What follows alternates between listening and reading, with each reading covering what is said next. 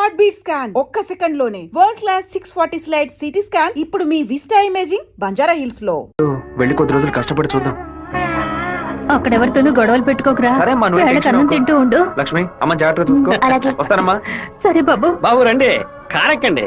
నేను బైక్ లో వెళ్తాను. మన వాళ్ళందరూ నీకోసం అన్ని బళ్ళలోనూ డీజిల్ ఫిల్ చేసుకుని లైన్ లో వెయిట్ చేస్తున్నారు. నేనేమో తిరుపతి ఊరేగింపుకి వెళ్తాను. 4-5 కాలంలో హడావుడి కాబట్టి నా గొప్పతనం ఏంటి, పవర్ ఏంటి, అంతస్తు ఏంటి, నేను కొడుకుని పెద్ద రేంజ్ అని చెప్పడానికి నేను బైక్ లోనే వెళ్తానన్నా. అంటే తిరుపతి వరకు బైక్ మీద వెళ్తావా? బైక్ బస్సు పైన ఉంటుంది, నేను బస్సు లోపల. ఎవర్రా నిన్ను ఊరు వదిలిపెట్టి వెళ్ళమంది? మీ నాన్న నేను న్యాయం అడిగి వస్తాను. వద్దురా, లాగుతురా. వద్దు, నా మాట వినరా. కొట్టకుండా ముద్దెట్టుకోమంటావా మావా? ఏదో బిల్డప్ లేవద్దు. ఎలా సత్య, మెయిన్ రోడ్డు నోరు మూసుకు వెళ్తుంది, నువ్వు చిన్న సందుగాడి నువ్వేంట్రా ఎగురుతున్నావు? ఓ, ఈ ఏరియాలో సిగ్నల్స్ మొత్తం కట్టా. నీ కొడుకుని ఊరుకు తోలేసానని కోపమా? మనకున్నది ఒకే ఒక మగబిడ్డ, వాడు మనకి దూరంగా ఉండాల్సిన కర్మ ఏమిటండి? చూడు గంగ, నేను రోజు పంచాయతీలు చేసేవాడిని, అందులో నలుగురు కొట్టాల్సి వస్తుంది. ఒకళ్ళిద్దరు సర్దుకుపోయినా ఇద్దరికైనా సరే కోపం ఉంటుంది కదా. నా మీద పగ తీర్చుకోవడం కోసం నా కొడుకునేమి చేయకూడదు కదా. అయ్యో, ఆడు క్షేమంగా ఉండాలనే ఊరికి పంపించాను. వాడికి ఏదైనా జరిగితే మన ఇద్దరు తట్టుకోగలవా చెప్పు గంగా?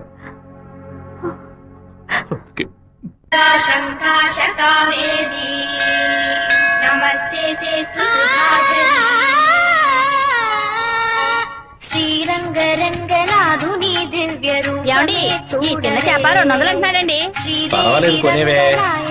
నామం సంతతం పాడవే, నీలవేణిలో నీటి ముత్యాలు, కృష్ణవేణిలో అలల గీతాలు. బలికి దొరకూడదు, బలికి దొరకూడదు, దొరకూడదు.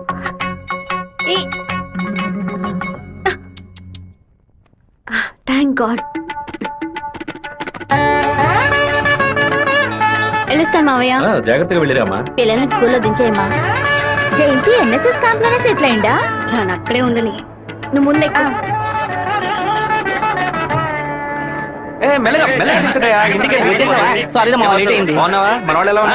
అందరూ నీకోసం వెయిట్ చేస్తున్నారు. సరే వెళ్ళి బైక్ జాగ్రత్తగా దింపించరా, వచ్చేస్తాను. అలాగే.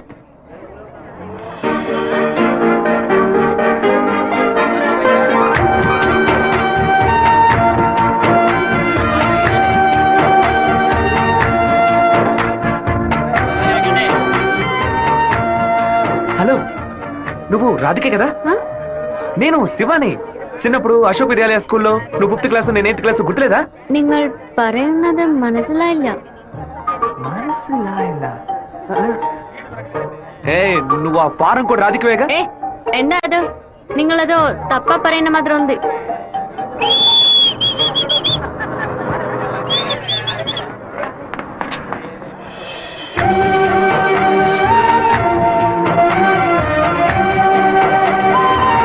ఏంటమ్మా చెప్పబెడతా బస్ ఎక్కిసావేంటి?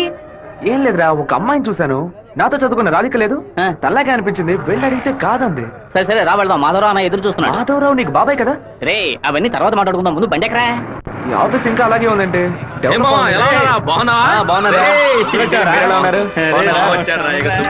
మామయ్య ఎలా ఉన్నావు? లోనికి రా. ఏమైంది మామయ్య? లోనికి రా ఏమైందో చెప్పు. రై, ఇక మీద నన్ను మామ అని పిలవద్దు, అన్నా అని పిలవాలి.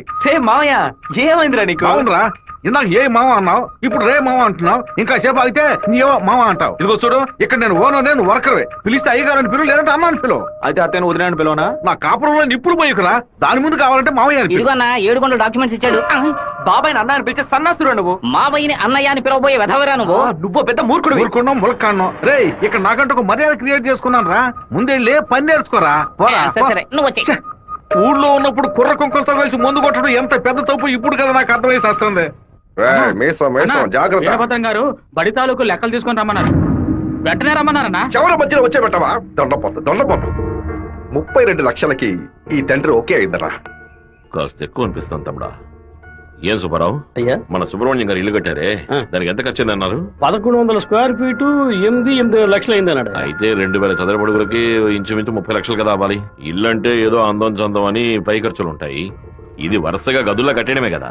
కాంట్రాక్ట్ తీసుకుంటే పెద్ద కంపెనీ. పెద్ద కంపెనీ అయితే వెండితో తలుపు చేసి బంగారపు తాళాలు ఇస్తాడా ఏంటి? ఆడ కాంట్రాక్ట్ అది మనకేం వద్దని చెప్పు, మనం వేరే మెషిన్ పెట్టి కట్టిద్దాం. వాడు కోర్టు గిట్టు అనే దానికి ప్రాబ్లం పెడితే కోర్టుకి వెళ్ళాడు అక్కడే సంసారం చేస్తాడా ఏంటి? ఆడు బయటికి రావాలిగా. గుమ్మం గడే పడుకోబెట్టి గుణపం వేసేయం. ఆ కాంట్రాక్ట్ రమ్మని చెప్పు. అలాగేనా? వీడు నిజంగానే మంచోడా లేదా అలా నటిస్తున్నాడా అని నాకు ఎందుకు అనుమానంగా ఉంది. వీడి మీద ఒక కన్నేసి ఉంచండి. దుండపోతా నీకు ఈ పంచ అవసరమా? స్కూల్ లెక్కల నుంచి సున్నం పోస లెక్కల వరకు వాడిని చూపించాలా? ఓ 50,000 ఓట్లు నాకు వెయ్యమని చేయి చూపించి వెళ్ళిపోయాడు. అందరికి మీటింగ్లు పెట్టి గొంతు చిరిగేలా అరిచి ప్రతి ఇంటికి వెళ్లి ఓటు అడిగి వాడు ఇచ్చిన కుళ్ళిపోయిన గంజిని పులిసిపోయిన పాయసాన్ని ఆ టైంలో తాగి ఇంటికి వచ్చి నోట్లు చేయి పెట్టి వాంతి తీసుకుని నేనే కదా. ఇవాళ ఏం జరగబోతోందో? వీరభద్రాన్ని లేపేస్తే పోతుంది. లేపేస్తావా? 5 లక్షలు ఇస్తాను. బయట 10 లక్షల కారు ఉంది, అది కూడా ఇస్తాను. లేపేస్తావా? నేనా? నీ వల్ల కాదు కదా. దొండపోతా వీరభద్రానికి ఎదురు తిరగమంటే వెనక తిరిగి అందరూ పారిపోతున్నారు. కుక్క పని చేసి బోరు కొట్టిపోయిందిరా. ఇక మీద నక్క పని చేయటమే బెటర్. వీరభద్రం కాంట్రాక్టర్ చూడగానే నరుకుతా చంపుతా అని డైలాగ్లు మాట్లాడతాడు. దాన్ని యూజ్ చేసుకుని మన రామగిరి రామరాజుతో కాంట్రాక్టర్ ని లేపేద్దాం. ఆ హత్య చేసింది వీరభద్రం అని చెప్తాం. వాడిప్పుడు అలాంటి పనులు చేయట్లేదన్నా. యా కొడుకు పోయిన దగ్గర నుంచి అవన్నీ వదిలేశాడు. అవే కొడుకుపోతే ఆ లెవెల్ దిగలా అయిపోతాం. అవును, శోకంలో కల్లా పెద్దది పుత్ర శోకం. ఆ వీరభద్రం గాడు 15 ఏళ్ల క్రితం వాడు అబ్బా పోయినప్పుడు ఏడ్చుంటాడు. వాడు అబ్బా తర్వాత వాడింట్లో చావలేదు కదా, అందుకే గంభీరంగా ఉన్నాడు. వాడు చతికిల పడాలంటే వాడు కొడుకుని లేపేయాలి. వాడి కొడుకు ఇప్పుడు ఊళ్ళోనే లేడే, తిరుపతిలో ఏదో ఉద్యోగం చేస్తున్నాడంట. మన పని ఇంకా ఈజీ అయింది. రైట్, మన తిరుపతి ఓబ్లేస్ గారికి ఫోన్ కొట్టు. ఎమ్మెల్యే ఫోన్ చేస్తున్నాడు. ఎలా ఉన్నావు ఓబ్లేస్? ఏంటన్నా సడన్ గా విషయం ఏంటి? ఫోన్ పెట్టేయన్నా, నేను చూసుకుంటాను. రై పీటర్ గారిని రమ్మను.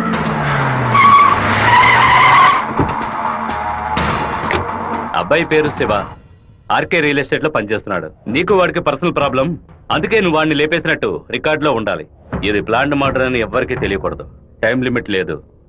ఓర్పుగా జాగ్రత్తగా చేయాలి. ఈ పని డబ్బు కోసం చేయట్లా, పేరు కోసం చేస్తున్నాను. మిస్ అవ్వకూడదు. డబ్బులు తీసుకోలేదా? ఎవరన్నా వాడు? ఎమ్మెల్యే రాజశేఖరం, ఆంధ్రాలోనే ఎక్కువ ఓట్ల మెజార్టీతో గెలిచిన వాడు. ఎప్పటికైనా మంత్రి అవుతాడు. ఓకే అన్నా. మరి వాసు, శివన్ తీసుకుపోయి రేణుగుంట పక్కన ఉన్న మన లేఅవుట్ చూపించు. సరేనా కుమారు, ఎయిర్పోర్ట్ పక్కన 4 ఫ్లాట్లు రీసేల్కి వచ్చింది. మలేషియా నుంచి ఒక పార్టీ కొట్టడానికి వచ్చింది. చుట్టుపక్కల వాళ్ళకి తెలియదు బాక బేరం చేయబడతారు. ఎయిర్పోర్ట్ పక్కన ప్లాట్, రేణుగుంట ఎయిర్పోర్ట్ డెవలప్మెంట్ కి పక్కన ఉన్న ల్యాండ్స్ అన్ని గవర్నమెంట్ తీసుకుంటుందని విన్నాను. అది ఎక్కడ జరుగుతురా? రియల్ ఎస్టేట్ యూనియన్ చేత స్టే ఆర్డర్ తెప్పించాం కదా.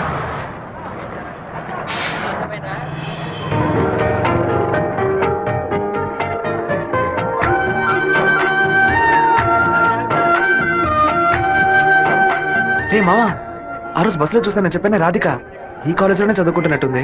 ఆ పిల్ల నువ్వెవరో తెలియదని చెప్పింది కదా.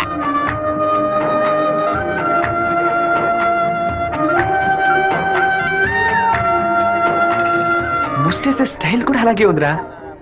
ముష్టెత్తి గొడవలు రకరకాలు ఉన్నాయి, కానీ ముష్టేడు మాత్రం అందరూ ఒకే రకంగా వేస్తారా? ముస్టేడోలో కూడా తేడా ఉంటుంది. పడుకో.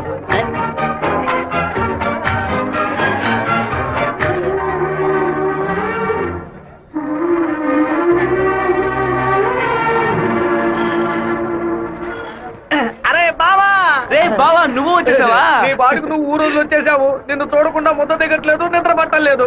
అందుకే కొద్ది రోజులు నీతో పాటే ఉండి స్వర్ణముఖి నదిలో స్నానం చేసి ఇక్కడేదో బెల్లు కంపెనీ ఉన్నట్టు కదా, అవునా, సైకిల్ కి 10 బెల్లులు కొన్నామని వచ్చాను అంతే. నా మీద నీకు అంత ప్రేమట్రా? ఉండదా మరి? అన్నయ్య, సైకిల్ సత్తిగాడు అక్కడికి వచ్చాడా? అవును. నిన్ను చూడకుండా ఉండలేదని ప్రేమను అలగబోసుంటాడే. అవును. వాడు అక్కడికి వచ్చింది ఒక స్పైగా అన్నయ్య. ఏంటి? అక్కడ నువ్వు ఏం వెలగ పెడుతున్నావో తెలుసుకోవడానికి నాన్న వాడిని అక్కడికి పంపారు. సరే సరే, నువ్వు ఫోన్ పెట్టా, నేను చూసుకుంటా. ఇదేనా మన మాధవరావు బావ రెట్టల్ ఎస్టేటా? ఏం ఎస్టేట్? రెట్టల్ ఎస్టేట్. రియల్. రెట్టల్ ఎస్టేట్. రియల్. రెట్టల్. బావా, దొంగనైనా నేను క్షమించొచ్చు, ఇంటి దొంగని క్షమించొచ్చా? ద్రోహిని క్షమించొచ్చు బావా, కానీ నమ్మక ద్రోహిని క్షమించకూడదు. రేయ్, మా నాన్న మాట విని ఇక్కడికి వచ్చా ఓకే, కానీ ఇక్కడికి రాగానే ఇది విషయం మావా నాకు చెప్పి సరెండర్ అవ్వాలా వద్దా? బెల్లు కంపెనీ పని ఏం తయారు చేస్తారో కూడా తెలియదు. బెల్లు కొనడానికి వచ్చానని కహానీలు చెప్తావా? కంప్యూటర్ షాప్ కొని టీవీ కొంటావా? నీ సెల్ నుంచి ఊరికి బెల్లు కొట్టావో? ఎవరా ఇది? ఏం బావా, బావున్నావా? నువ్వు వచ్చి వచ్చావా? ఇక్కడికి వచ్చే పనికి మాలిన పశువులన్నింటినీ నేనే మేపాల్సి వస్తాను. రేపటి నుంచి బస్తా తోడు ఎక్స్ట్రా తీసుకో. ఏంట్రా అన్నయ్య అని పిలుస్తావు? ఆయన నీకు బాబాయ్ వరుస కదా. ఇక్కడ అన్ని కొంచెం తేడాగానే జరుగుతున్నాయి మావా. బాబాయ్ని మామయ్య అని పిలవాలి, మామయ్యని అన్న అని పిలవాలి, అత్తయ్యని వదిన అని పిలవాలి. అక్కడ మాట కూడా మాట్లాడుతున్నా, మీనింగ్లే మారిపోతాయి.